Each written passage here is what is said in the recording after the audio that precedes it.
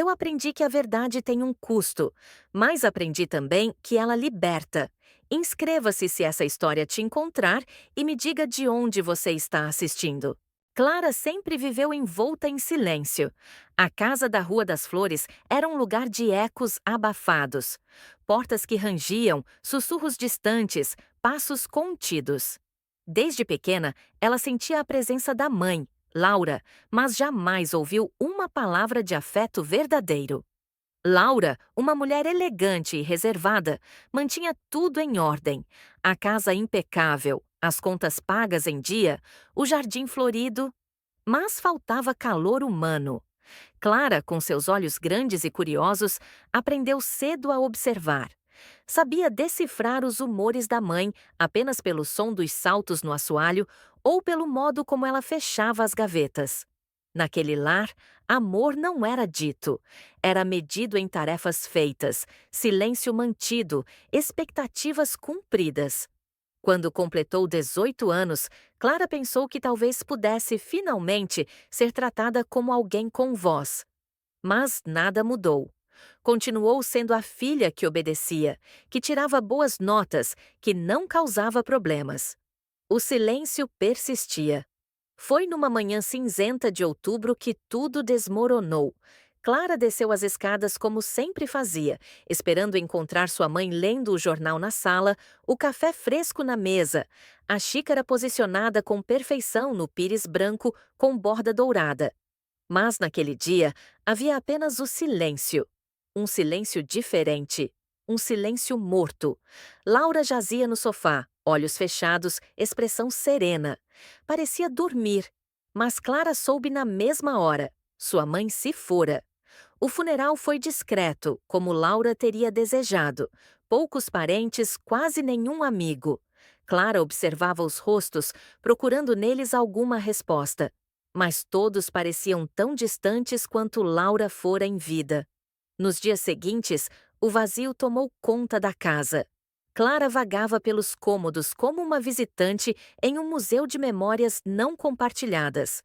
Foi então que começou a vasculhar o quarto da mãe, não em busca de algo específico, mas talvez na esperança de encontrar um pedaço da mulher que ela nunca conheceu de verdade. Entre gavetas meticulosamente organizadas e caixas etiquetadas com datas, Clara encontrou uma pasta de couro preta, escondida sob o assoalho do closet. Dentro havia cartas. Cartas amareladas pelo tempo, com caligrafia caprichada e datas que remontavam a anos antes de seu nascimento. Seu coração acelerou. Eram todas endereçadas a Laura. Algumas assinadas por um nome que ela não reconhecia: M.A. Ao abrir a primeira, Clara sentiu o mundo girar. As palavras falavam de amor, de encontros secretos, de saudade, mas também falavam de escolhas, de arrependimentos e de um segredo. Ela sentiu uma pontada no estômago. Quem era aquela pessoa? Por que Laura escondia aquelas cartas? E o que exatamente sua mãe escondia de todos, inclusive dela? O silêncio que sempre envolveu sua vida começava a ganhar um novo som, o da verdade batendo à porta. E Clara, pela primeira vez, estava disposta a escutar. Clara passou os dias seguintes imersa nas cartas, como se estivesse lendo um romance trágico, cujo final ela temia descobrir. Cada envelope trazia uma nova revelação, uma nova fissura na imagem sólida que sua mãe havia cultivado durante a vida. Aos poucos, os nomes e datas se conectavam como peças de um quebra-cabeça esquecido. M.A. era Marcelo Andrade, um homem que, segundo as cartas, havia sido o grande amor de Laura antes mesmo de seu casamento com o pai de Clara. Mas o que mais chamava a atenção era a intensidade com que aquele homem escrevia. Suas palavras carregavam paixão, dor e uma urgência contida. Ele pedia que Laura fugisse com ele, deixasse tudo para trás. A última carta, datada poucos dias antes do nascimento de Clara, terminava abruptamente com a frase: "Se você escolher o silêncio, nunca mais nos veremos." Clara releu essa última linha várias vezes. Por que sua mãe nunca havia mencionado Marcelo? Onde ele estava agora? E mais perturbador, será que Marcelo era seu pai? Essas perguntas se transformaram em fantasmas que a seguiam por toda a casa. Na cozinha, imaginava Laura e Marcelo trocando olhares em segredo. Na sala, visualizava as mãos de sua mãe tremendo ao esconder as cartas sob o assoalho. Tudo ganhava um novo significado e nada parecia mais seguro. Determinada a descobrir mais, Clara decidiu procurar documentos antigos, álbuns de fotos, qualquer pista que confirmasse ou negasse o que ela começava a suspeitar. Foi então que encontrou uma fotografia escondida entre as páginas de um livro de poesias. Na imagem, Laura sorria. Um sorriso raro, ao lado de um homem alto, de olhar penetrante. Clara não tinha dúvidas, era Marcelo. Segurando a foto com as mãos trêmulas, ela percebeu o quanto se parecia com aquele homem. O formato dos olhos, o nariz, até o queixo. A semelhança era gritante. No fundo do livro, em letras miúdas, havia uma dedicatória. Para sempre tua, mesmo em silêncio. M. Clara sentiu as lágrimas escorrerem. Toda sua vida havia sido construída sobre uma base de segredos. Mas agora, pela primeira vez, ela sentia que podia começar a entender quem sua mãe realmente foi e quem ela própria era. Aquela noite foi a primeira em que Clara sonhou com sons. Sons de risos, de passos apressados, de promessas sussurradas. O silêncio ainda rondava, mas agora era um silêncio carregado de histórias que queriam ser contadas. E Clara estava pronta para ouvi-las todas. A descoberta das cartas não apenas mexera com Clara, mas parecia ter despertado algo que há muito estava enterrado em sua memória. Nos dias seguintes, ela começou a ter lembranças fragmentadas da infância. Cenas esquecidas que agora ganhavam contornos mais nítidos, como fotografias antigas que voltavam à luz. Ela se recordou de uma noite chuvosa, quando tinha cerca de 6 anos. A mãe a havia colocado na cama mais cedo, com pressa, como se estivesse nervosa. Do quarto, Clara ouvia vozes abafadas vindas da sala. Lembrava-se nitidamente do som de um homem.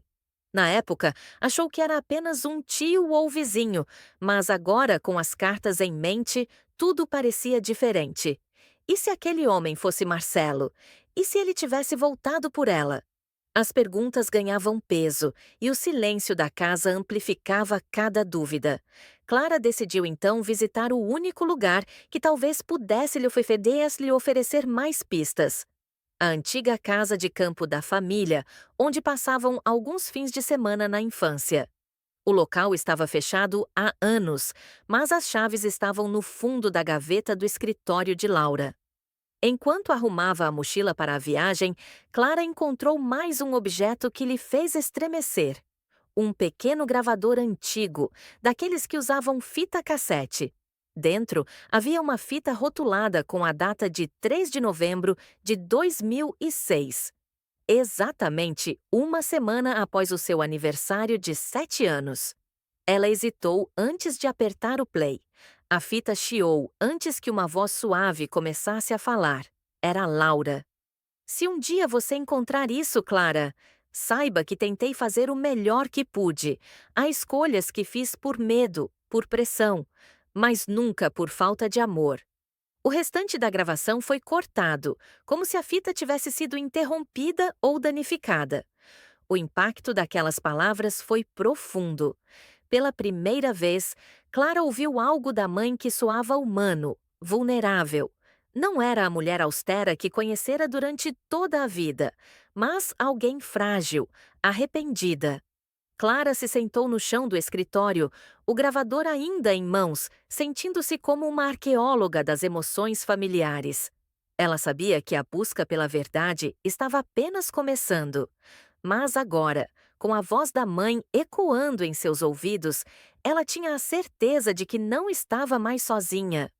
No dia seguinte, pegaria a estrada rumo ao passado, a casa de campo e as respostas que ainda dormiam entre paredes velhas e janelas empoeiradas. O caminho até a antiga casa de campo não era longo, mas para Clara parecia uma travessia através do tempo.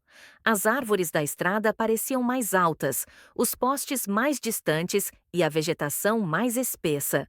Ao estacionar o carro em frente ao portão de madeira, uma sensação de déjà-vu a envolveu. Já estivera ali tantas vezes, mas desta vez tudo era diferente. Agora ela era outra. Carregava segredos nos ombros, mistérios no peito e uma fita com a voz da mãe ecoando dentro da mochila. O portão rangeu quando ela empurrou.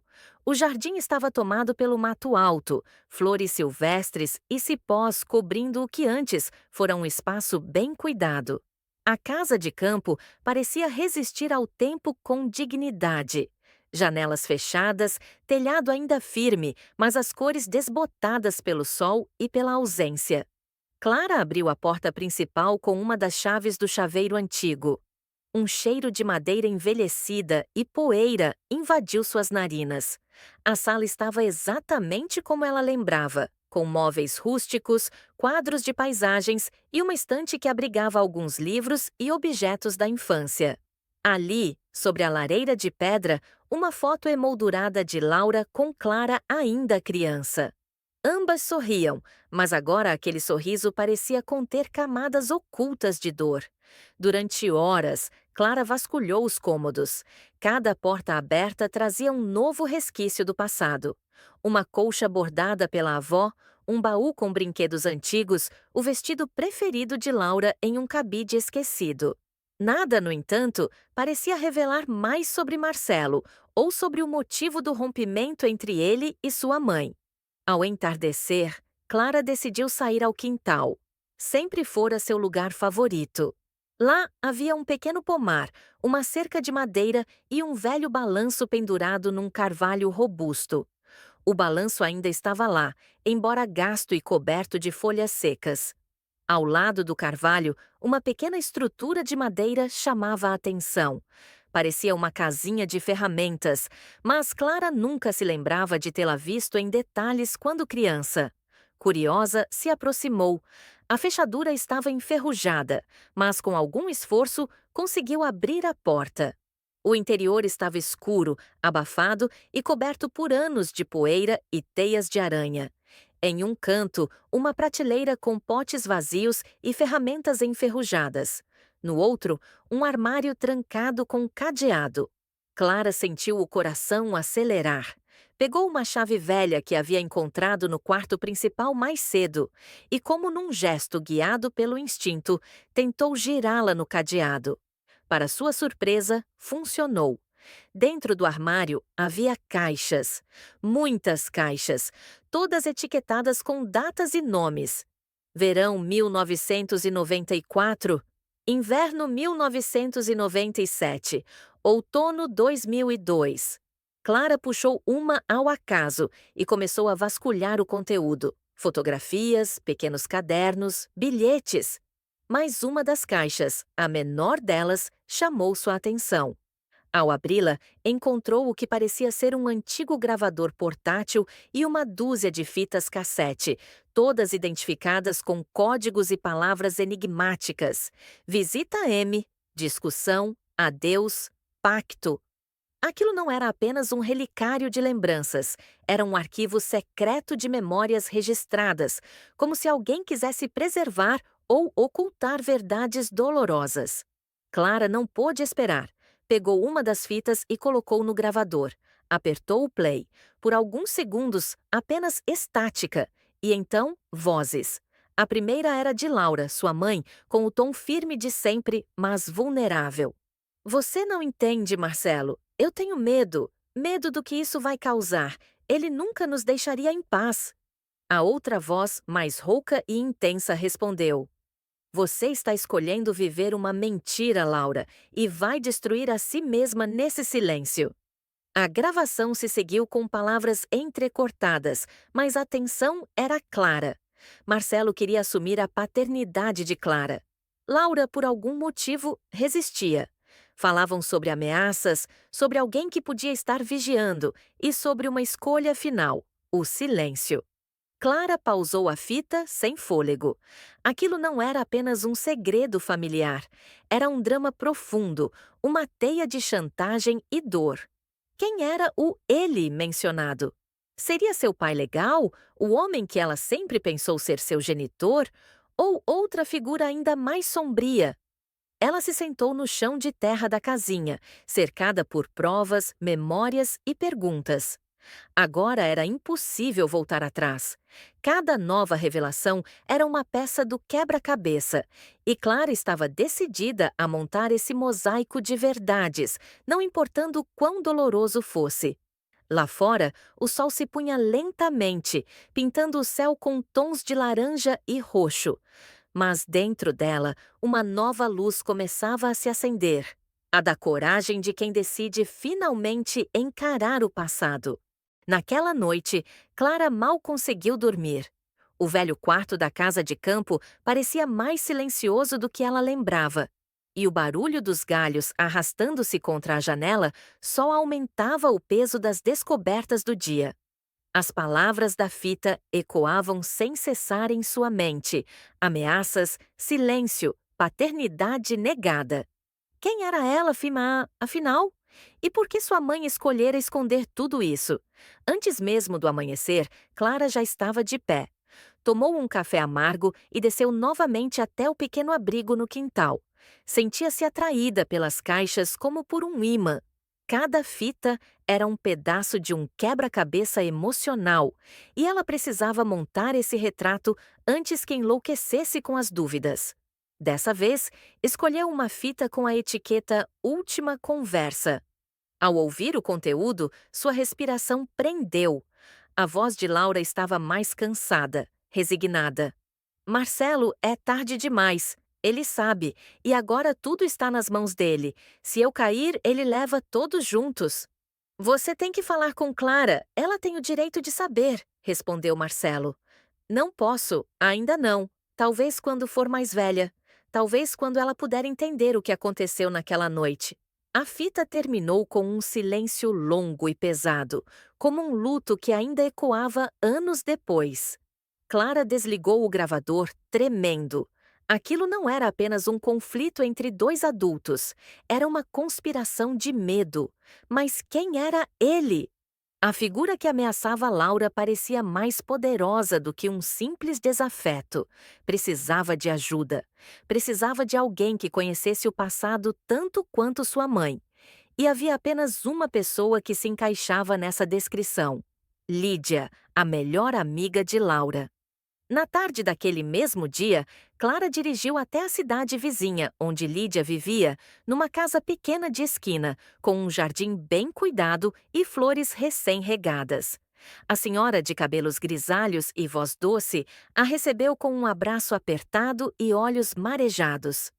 Você está mexendo com fantasmas perigosos, minha querida, disse Lídia assim que Clara contou sobre as fitas. Então é verdade? Minha mãe estava escondendo algo sério? Lídia hesitou por um momento, depois assentiu lentamente. Laura era forte, mas estava presa numa armadilha. Quando ela conheceu Marcelo, sua vida já estava comprometida. Ela ela era controlada por alguém muito influente, um homem que a ajudou no início da carreira, mas que passou a manipulá-la. Marcelo tentou tirá-la disso, mas já era tarde. Quem era esse homem? Clara perguntou com o coração acelerado. Lídia olhou pela janela, como se ainda temesse que fossem ouvidas. Vicente Duarte! O nome era familiar. Clara o reconhecia das histórias de sua mãe, um empresário cultural, dono de uma editora e de várias casas de espetáculo. Sempre elogiado nos jornais, presença constante em eventos da elite. Ele a ameaçava. Mais do que isso, ele a possuía, Clara, de forma doentia, fez promessas, investiu na carreira dela, mas logo começou a controlar tudo: comportamento, amigos, até mesmo os papéis que ela aceitava. Quando Laura tentou romper, ele ameaçou acabar com tudo. Clara sentiu o estômago revirar. E meu pai, o homem que me criou? Vicente fez Laura casar com ele para encobrir tudo. Ele sabia que você era filha de Marcelo, mas o nome que constava nos documentos era o dele. As palavras bateram com a força de um vendaval. Toda a sua história de vida era uma construção feita para proteger segredos. Ela não era filha do homem que a criara, e sim de Marcelo, o homem que sua mãe amara e afastara por medo. Por que minha mãe nunca me contou? Porque Vicente prometeu destruir todos ao redor dela se a verdade viesse à tona. E Laura, ela te amava mais do que tudo, preferiu sofrer calada a te colocar em risco. A revelação esmagava e libertava ao mesmo tempo. Clara agora entendia os olhos tristes da mãe, as cartas nunca enviadas, os áudios escondidos.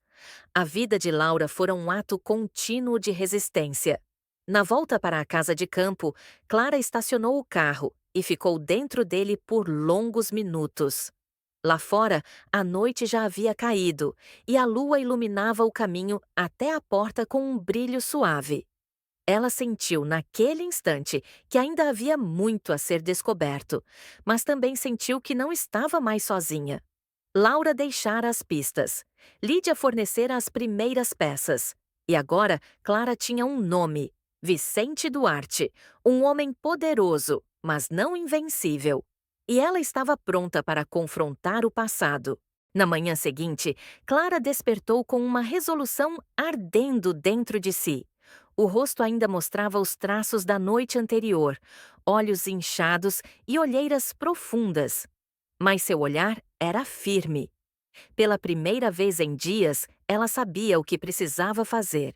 Descobrir tudo o que pudesse sobre Vicente Duarte. Ele era a chave.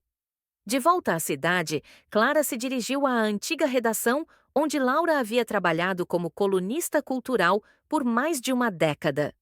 O prédio estava agora parcialmente reformado e funcionava como uma biblioteca pública.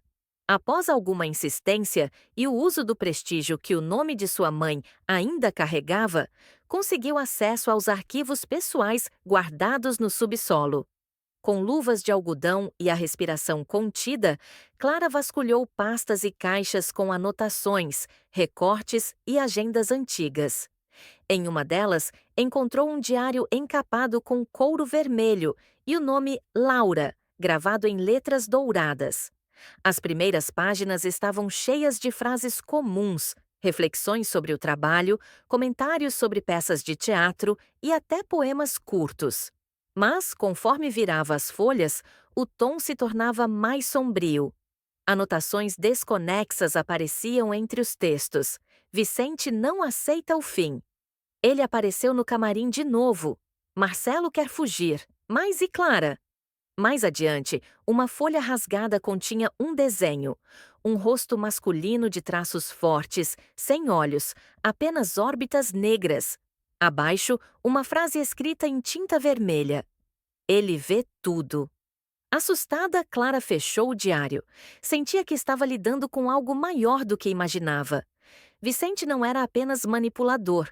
Ele parecia obcecado, paranoico, até mesmo perigoso.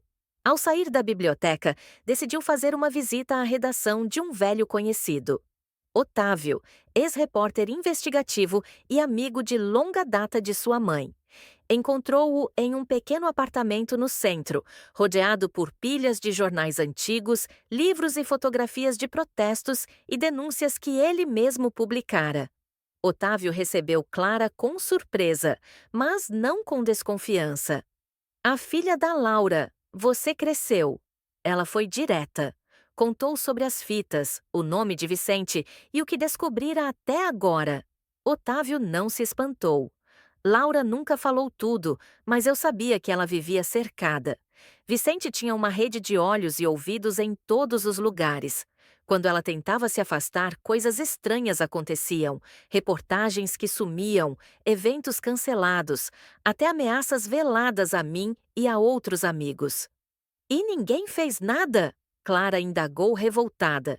Na época, Vicente era intocável, dono de veículos de mídia, financiador de campanhas políticas. Ninguém queria enfrentá-lo, mas eu guardei o que pude, inclusive isso. Otávio levantou-se e, após revirar uma das estantes, tirou uma caixa de papelão marcada com a inscrição Duarte Confidencial. Dentro havia cópias de contratos, fotos comprometedoras e uma carta escrita por Laura, mas nunca publicada. Nela, Laura confessava tudo. Vicente me ameaçou. Disse que se eu revelasse quem era Clara, ele destruiria Marcelo e colocaria minha filha em perigo. Disse que tinha amigos no judiciário, na polícia, em todo lugar. Eu cedi. Fiz o que ele pediu. Me casei com Henrique. Calada. Por Clara chorou ao ler. Uma parte dela sentia raiva por tantos anos de silêncio. Outra compreendia a dor e o sacrifício da mãe. Posso levar isso? Perguntou a Otávio. Pode, mas cuidado, Clara. Vicente pode estar velho, pode estar longe, mas gente como ele não se aposenta do poder. E se ele souber que você está reabrindo essa história, então vou até o fim, pela minha mãe e por mim. No caminho de volta, Clara parou diante de um espelho grande, na vitrine de uma loja abandonada. Olhou para si com intensidade. Pela primeira vez, sentia-se olhando para alguém inteiro. Não mais a filha da mentira, mas a mulher da verdade. E mesmo que essa verdade a machucasse, ela sabia. Era a única estrada pela qual valia a pena seguir. O reflexo devolveu um olhar decidido. Atrás do vidro, só Clara. Mas dentro de si, havia agora a força de duas mulheres, a filha e a mãe, caminhando lado a lado. Nos dias que se seguiram, Clara mergulhou em uma investigação solitária e obsessiva. As provas coletadas com Otávio estavam espalhadas pelo quarto da casa de campo, transformado em uma espécie de bunker emocional. Era ali que ela montava linhas do tempo, conexões entre nomes, datas e eventos enterrados pela poeira do silêncio. As fotos revelavam encontros secretos entre Vicente e figuras do alto escalão, juízes, promotores, jornalistas. Os contratos mostravam pagamentos generosos para artistas e produtores em troca de favores. E as cartas de Laura, intensas e sofridas, iam muito além da dor de um relacionamento perdido. Eram gritos de socorro sufocados pela ameaça constante. Mas algo a inquietava mais do que tudo: o nome Henrique, o homem que legalmente fora seu pai, que a criara com afeto distante, mas sempre presente. Ele fora apenas uma peça do jogo, um cúmplice inconsciente, ou parte ativa do teatro de Vicente. Decidida a descobrir, Clara fez algo que vinha adiando há anos. Ligou para ele. Henrique, é Clara. A voz do outro lado soou surpresa. Filha, está tudo bem? Podemos conversar? Preciso te ver. Eles marcaram um encontro no café que frequentavam quando Clara era adolescente. O lugar pouco mudara. As mesmas mesas de madeira escura, o cheiro de pão na chapa e café forte. Henrique estava mais grisalho, com rugas mais profundas ao redor dos olhos, olhos que pareciam evitar os dela. Você está bonita, parece com sua mãe. E com Marcelo? Clara perguntou sem rodeios. Henrique baixou o olhar. Então você sabe. Desde que encontrei as fitas, as cartas, as ameaças, a verdade. Henrique suspirou fundo. Eu nunca quis mentir para você, mas sua mãe, ela estava com medo. Vicente era impiedoso. Quando ele nos propôs aquele acordo, eu me casar com Laura e dar meu nome a você, pensei que estava ajudando. Pensei que no fim seria o melhor para todos. Você sabia que ela ainda amava Marcelo? Sabia. E doeu. Muito. Mas, com o tempo, me resignei. Eu gostava de você. Ainda gosto. Como minha filha, mesmo que o sangue diga o contrário. Clara queria sentir raiva, mas tudo o que via era um homem cansado, marcado por decisões feitas sob pressão. Ela assentiu lentamente. Obrigada por cuidar de mim, mesmo sob esse acordo sujo. Henrique estendeu a mão e ela a apertou, sentindo o calor sincero de alguém que, apesar de tudo, a amava à sua maneira. Mais tarde, de volta à casa de campo, Clara percebeu algo curioso. Entre as fitas, havia uma com um som abafado e quase incompreensível. Decidiu levá-la a um amigo técnico de som, que digitalizou o áudio e limpou as interferências. O que surgiu fez o sangue de Clara gelar.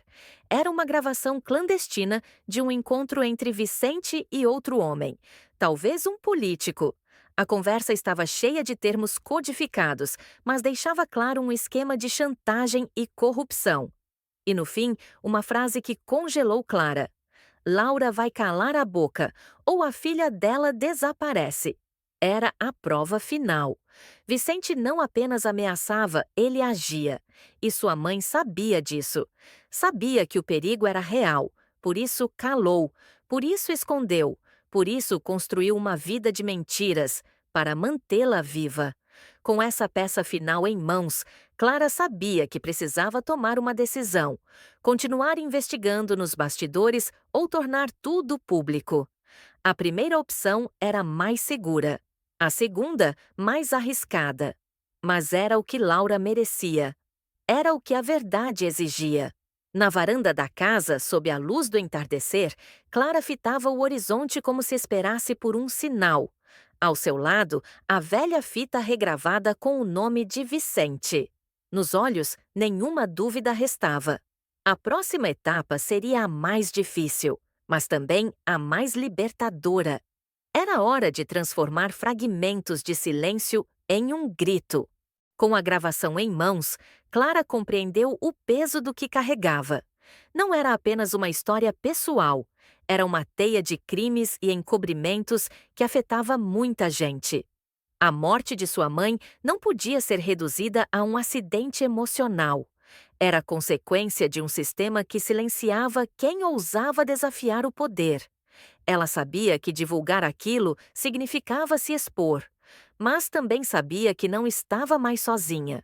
Otávio estava do seu lado e agora Henrique também se comprometera a apoiá-la com documentos legais e nomes de antigos colegas do meio jurídico. Decidiu buscar apoio em uma nova geração de jornalistas. Entrou em contato com Helena Prado, uma jovem repórter investigativa, conhecida por matérias corajosas sobre políticos e empresários corruptos. Clara a convidou para um encontro discreto em um café afastado do centro, onde lhe mostrou trechos do material. Helena, apesar da juventude, mantinha um olhar atento e desconfiado. Se isso for mesmo real, você tem em mãos a maior denúncia da década. Mas precisa ter certeza. Preciso de provas cruzadas, registros, testemunhas. Preciso que tudo esteja à prova de bala, Clara. Ela assentiu. Está tudo guardado e posso conseguir mais. Durante as semanas seguintes, Clara e Helena trabalharam juntas em silêncio. Revisitaram arquivos, digitalizaram fitas, cruzaram dados. Helena usava suas credenciais para acessar registros oficiais, enquanto Clara mergulhava em correspondências e relatórios deixados por Laura.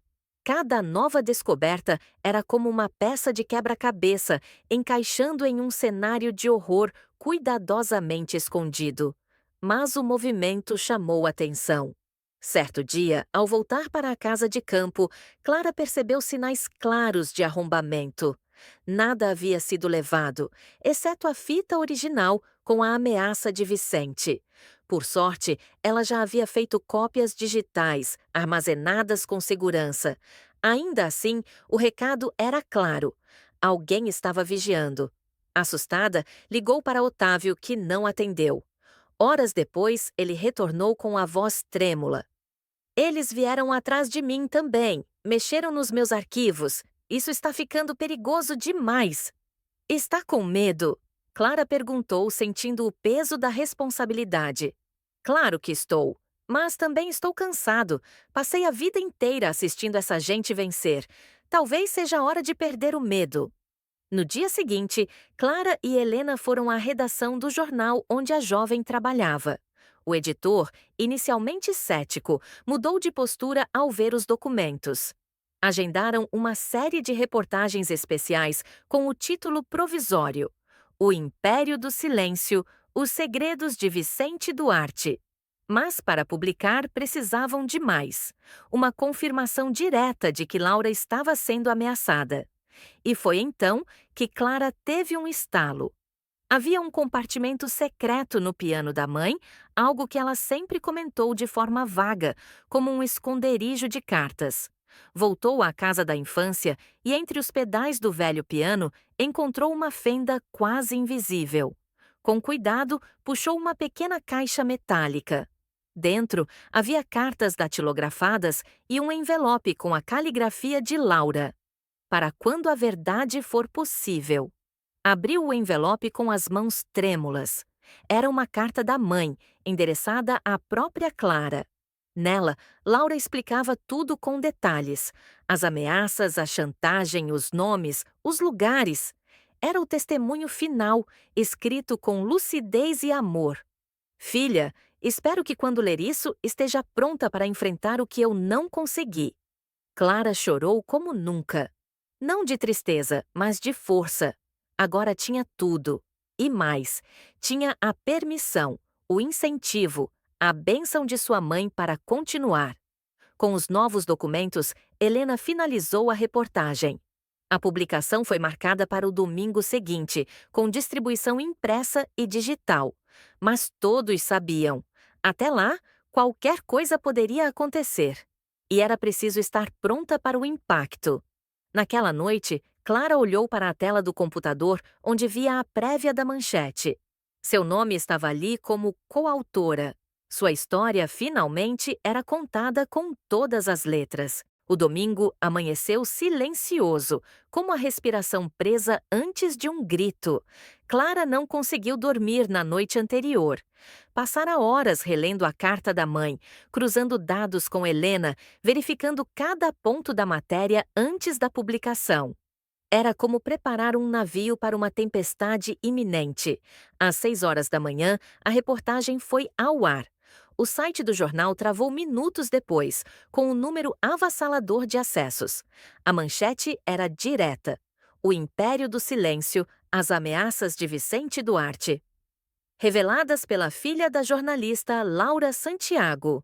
O conteúdo incluía trechos da carta, partes da gravação, contratos escaneados, fotos comprometedoras e até um infográfico com a teia de influência que Vicente cultivara por décadas.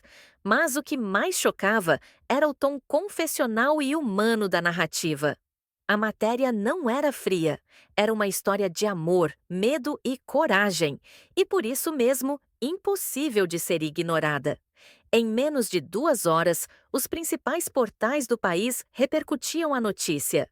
Programas de rádio, canais de TV e perfis influentes nas redes sociais compartilhavam trechos da reportagem, elogiando a coragem de Clara e denunciando a omissão de tantos por tanto tempo. Clara, no entanto, não comemorava. Estava reclusa na casa de campo, acompanhando tudo pela televisão e redes. Sabia que, com a publicação, viriam as reações, e algumas não seriam apenas virtuais. Às 10 horas, o telefone tocou. Era Helena. Recebi uma intimação. Vicente vai abrir um processo por difamação. Já esperávamos, mas também chegou algo mais. O quê? Uma nota oficial da promotoria. Dizem que vão abrir uma investigação com base nas provas apresentadas.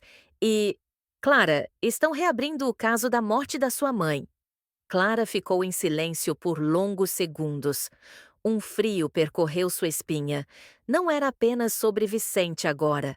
Era sobre justiça, verdadeira, tardia, mas ainda possível. À tarde, as redes sociais se dividiram. Alguns defendiam Vicente, alegando armação política. Mas a maioria reagia com indignação, cobrando explicações, exigindo apurações. Ex-colegas de Laura começaram a se manifestar publicamente, dando depoimentos sobre os anos de censura velada, o medo que pairava nas redações e os episódios em que Laura parecia acuada, mas nunca deixava de escrever. Henrique foi um dos primeiros a dar uma entrevista.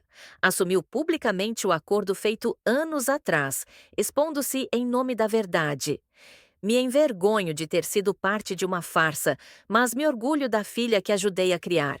E é por ela, e por Laura, que estou falando agora. Ao fim do dia, Vicente Duarte divulgou uma nota à imprensa. Afirmava ser vítima de uma conspiração midiática, chamando Clara de garota desequilibrada influenciada por jornalistas oportunistas. Mas ninguém mais acreditava nele. A máscara caíra. Clara assistia à entrevista de Vicente em silêncio, observando cada gesto, cada expressão. Não havia mais o homem poderoso e intimidante das gravações. Restava apenas um velho cercado, usando palavras como escudo, mas sem mais onde se esconder. Mais tarde, naquela noite, Helena apareceu na casa de campo. Trazia consigo um exemplar impresso da edição especial do jornal. Entregou a Clara com um sorriso cansado, mas vitorioso. Você conseguiu. Clara segurou o jornal com cuidado, como se fosse uma relíquia. Ali estava sua história, sua dor, mas também sua força. Minha mãe conseguiu, ela disse. Eu só terminei o que ela começou.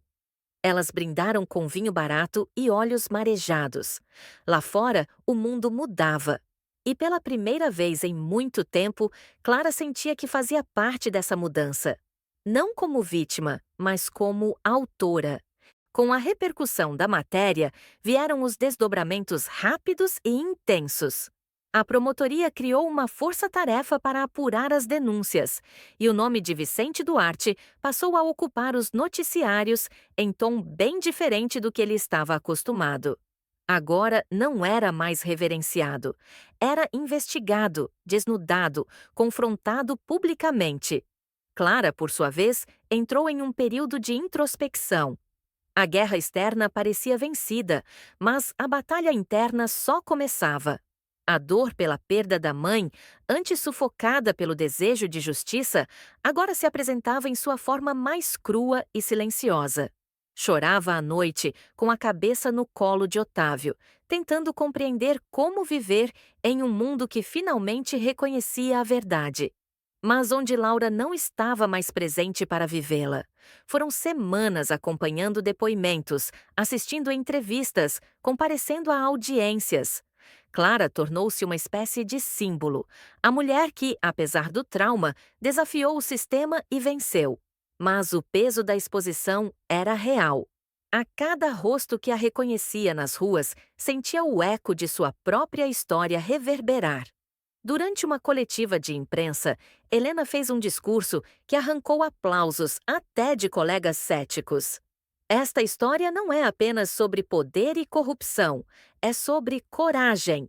É sobre uma filha que decidiu ouvir a voz de sua mãe mesmo depois da morte, e com isso deu voz a muitos outros silêncios. Com a popularidade de Clara crescendo, vieram convites de programas de televisão, podcasts, editoras. Todos queriam ouvir mais, saber mais. Mas ela recusava a maioria. Precisava de tempo para si. Precisava cuidar da própria alma.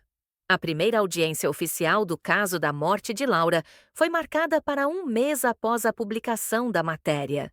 A reabertura do inquérito causou alvoroço e o juiz responsável solicitou medidas de proteção para Clara, Helena e Otávio, temendo retaliações.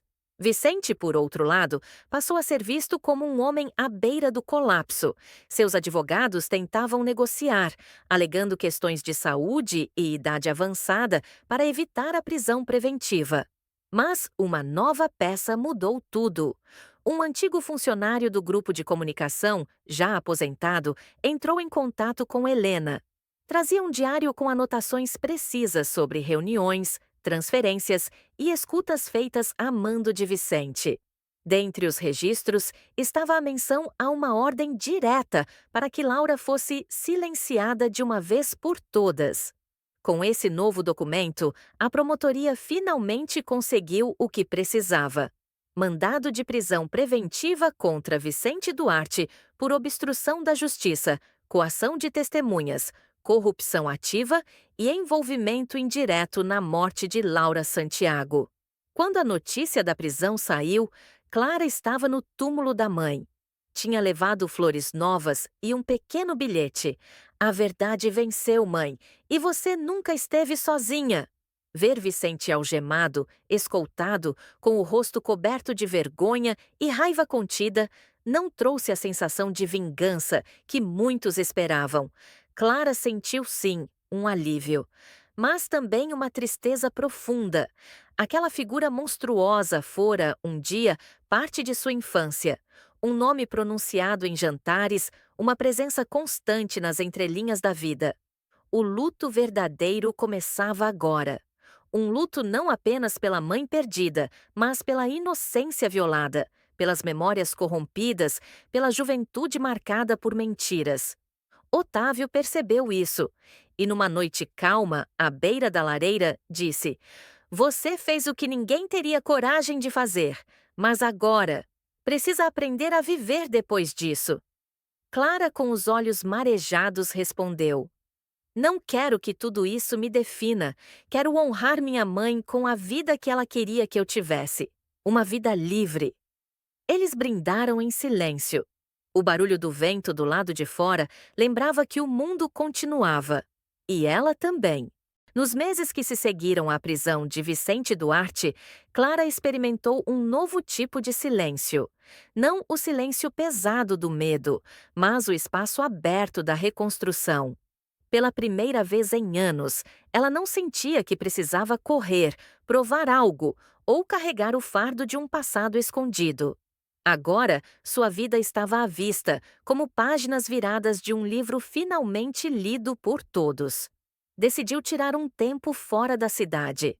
Com Otávio, viajou para o interior, longe da imprensa e das redes sociais. A cada passo nas trilhas de terra batida, a cada pôr do sol sem barulho de carros, ela reencontrava partes de si que pensava ter perdido. O riso leve, a curiosidade simples, a vontade de escrever não para denunciar, mas para criar. Em uma tarde morna, sentada à beira de um riacho, Clara abriu um caderno em branco. Pela primeira vez, não escreveu sobre sua mãe, sobre Vicente, sobre o passado. Escreveu uma história de ficção, sobre uma mulher que encontrava um diário enterrado sob uma árvore antiga e, com ele, reconstruía sua aldeia. Era, talvez, sua maneira simbólica de entender o que estava fazendo com sua própria vida. Otávio a observava com ternura. Sabia que o amor deles não surgira de forma comum. Era um amor forjado na dor, na luta, nas verdades difíceis. Mas também era um amor real, forte, merecido. Em uma conversa sob o céu estrelado, ele perguntou: Você já pensou em escrever um livro sobre tudo? Ela sorriu. Já, mas não agora. Ainda estou escrevendo a parte que importa, o que vem depois. Enquanto Clara redescobria a leveza, o mundo seguia sua transformação. A prisão de Vicente desencadeou outras denúncias, expôs esquemas que antes pareciam intocáveis. O jornal de Helena ganhou prestígio nacional e ela foi premiada por sua coragem. Sempre fazia questão de mencionar Clara em seus discursos. Ela não é só uma fonte, é coautora de uma nova era. Clara, no entanto, manteve-se discreta. Recusou convites para documentários, adiou projetos. Queria silêncio, o bom silêncio. Aquele que nos permite escutar a nós mesmos. Em um momento simbólico, voltou à antiga casa de sua mãe. Estava fechada desde que tudo começara. Com Otávio, limpou os móveis, retirou as cortinas, abriu as janelas. Era hora de permitir que a luz entrasse onde antes só havia sombra. Encontrou alguns livros de Laura com anotações nas margens.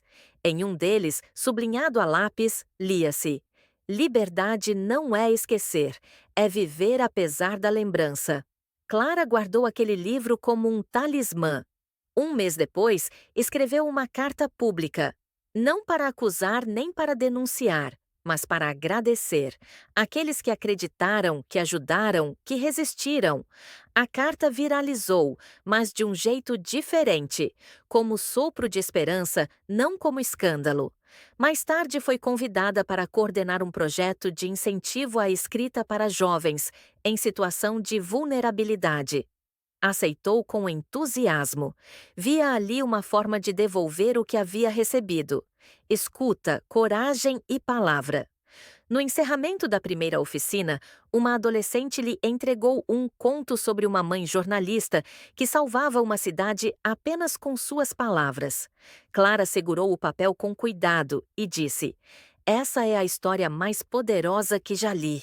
A menina sorriu sem entender completamente, mas Clara sabia. Aquela era a verdadeira herança de Laura: inspirar vozes, mesmo depois do fim. O projeto social cresceu mais rápido do que Clara imaginava.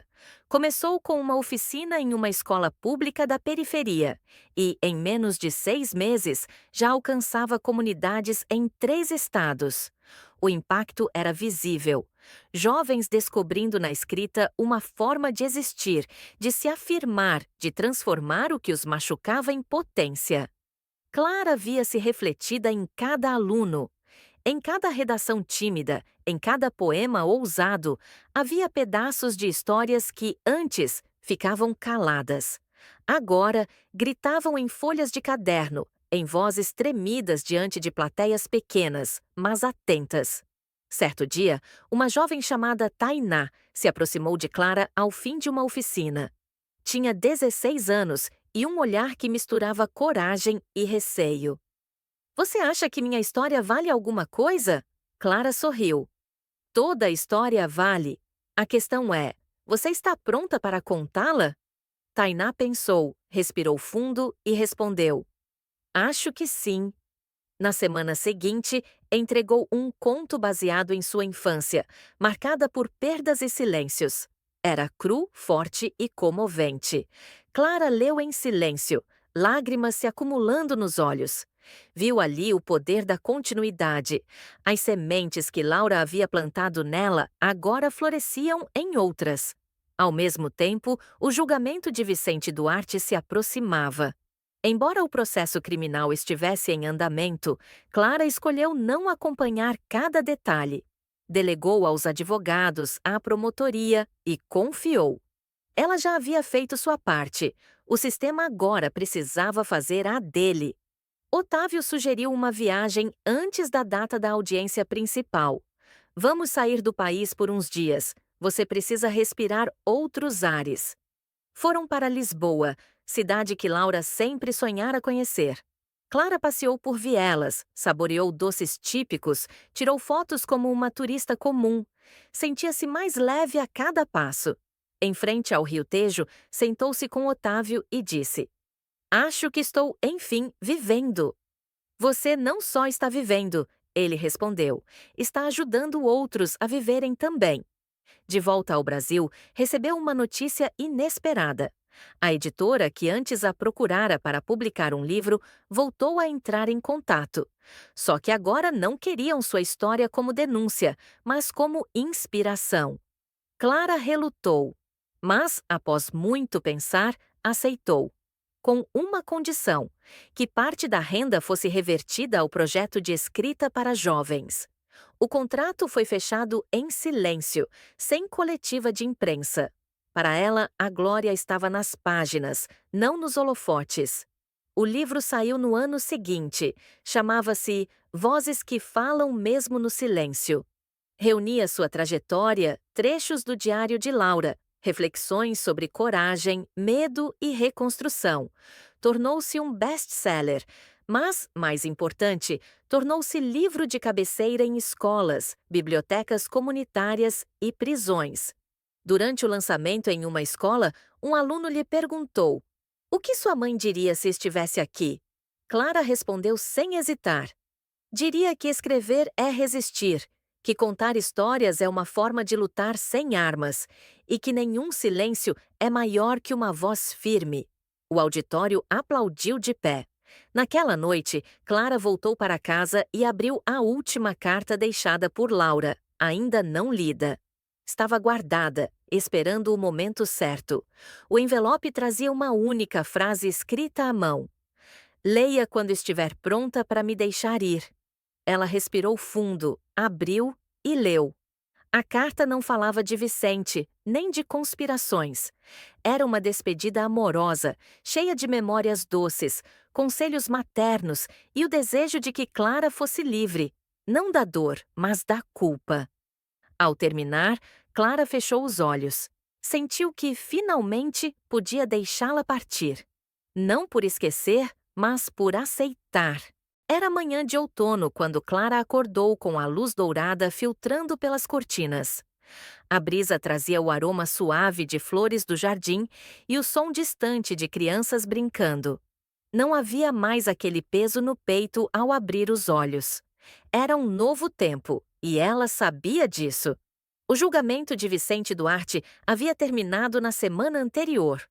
Condenado por múltiplos crimes, inclusive obstrução de justiça e associação criminosa, sua pena fora exemplar. Para muitos, foi o desfecho merecido. Para Clara, foi apenas o encerramento formal de algo que já estava superado dentro de si. Ela não foi ao tribunal no dia da sentença. Estava em um colégio da rede pública, em uma roda de leitura com adolescentes, que com olhos brilhando contavam suas histórias com orgulho.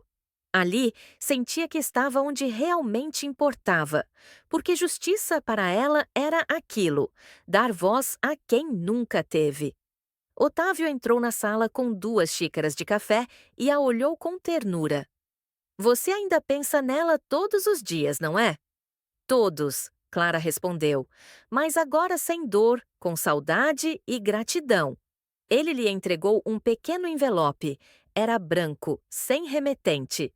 Dentro havia uma chave e um bilhete simples, para o próximo capítulo. Clara sorriu. Sabia do que se tratava. Era a chave do novo espaço que o projeto social recebera como doação. Uma antiga casa transformada em centro cultural e de escrita, batizado com um nome simbólico, Casa Laura Santiago. A inauguração foi emocionante. Antigos alunos, novos aspirantes a escritores, professores, jornalistas, todos estavam ali. Helena discursou com a mesma firmeza de sempre. Hoje celebramos a força de uma história que se recusou a ser silenciada. E celebramos todas as histórias que nascerão a partir dela.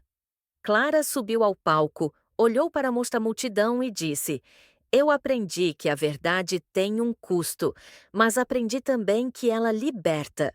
E que, às vezes, tudo que alguém precisa para mudar o mundo é que alguém acredite na sua voz. Aplausos, lágrimas, abraços. Naquela noite, ela voltou para casa com uma paz que nunca conhecera antes. No silêncio do quarto, sentou-se à escrivaninha, abriu o caderno e escreveu: Esta é a última página de uma história que começou com dor, passou pela coragem e terminou em amor. Amor por mim mesma, pela minha mãe e por todas as vozes que ainda precisam ser ouvidas. Fechou o caderno, sorriu e começou um novo.